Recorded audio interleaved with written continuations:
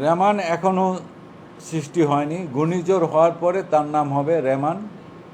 এটা আজ সন্ধ্যা 6টার পর থেকে রাত 9টার মধ্যেই ঘূর্ণিঝড়ের রূপ নেওয়ার সম্ভাবনা আমরা দেখছি, এবং আমাদের নেক্সট বুলেটিন রাত 9টায় যেটা আমরা ইস্যু করব, তখনই আমরা সেটার সম্ভাবনা আছে সেখানে ঘূর্ণিঝড় রেমানের ডিক্লারেশন, এবং সেইখানে তখন সিগন্যাল পরিবর্তন হয়ে যাবে এই ঘূর্ণিঝড়ের অবস্থা অনুযায়ী। এবং এটি যে আপনারা একটা প্রশ্ন করেছেন যে এটি কোন দিকে আঘাত আনতে পারে, বাংলাদেশের জন্য কতটুকু এর ঝুঁকিপূর্ণ, তো এটি আমি আপনাদেরকে এটি জানাই যে সেটি বাংলাদেশের যে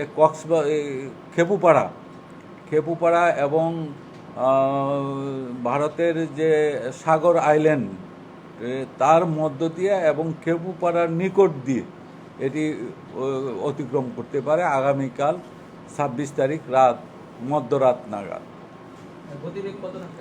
এর বাতাসের গতিবেগ এটা আরও সাইক্লোন হলেও আজকে রাতে এটি আগামীকাল 26 তারিখ সকাল নাগাদ এটি আরও ঘনীভূত হয়ে তীব্র ঘূর্ণিঝড়ের রূপ নিতে পারে।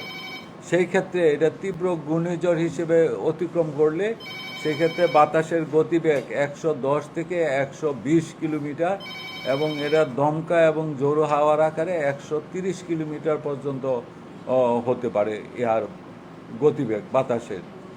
আর বাংলাদেশের মানুষের জন্য আবহাওয়া অধিদপ্তরের পক্ষ থেকে কি সতর্কবার্তা থাকবে? বাংলাদেশের মানুষের জন্য সতর্কবার্তা এটি, যখন আমরা মহাবিপদ সংকেত বা বিপদ সংকেত দিব, সেই সংকেতটাকে মেনে তার যে করণীয় সেটা তারা নিরাপদ আশ্রয়, 1 নম্বরই নিরাপদ আশ্রয়ে যাওয়া। কারণ আপনারা বুঝেন যে মহাবিপদ সংকেত যখন আমরা দিব 10 নম্বর বা 7 নম্বর বিপদ সংকেত, সেটার যে গুরুত্ব, সেটার যে গুরুত্ব অনুধাবন করে তার মূল্যায়ন করতে হবে, সংকেত মেনে চলতে হবে। এটি আমাদের প্রথম মেসেজ। তাদের জন্য এখন প্রস্তুতি নেওয়ার জন্য তাদের জন্য কোনো সংকেত আছে?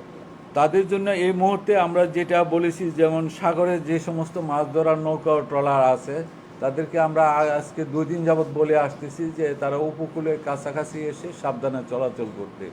আজকে আমরা স্টেট বলে দিয়েছি তাদেরকে নিরাপদ আশ্রয়ে, অতি দ্রুত নিরাপদ আশ্রয়ে চলে যেতে।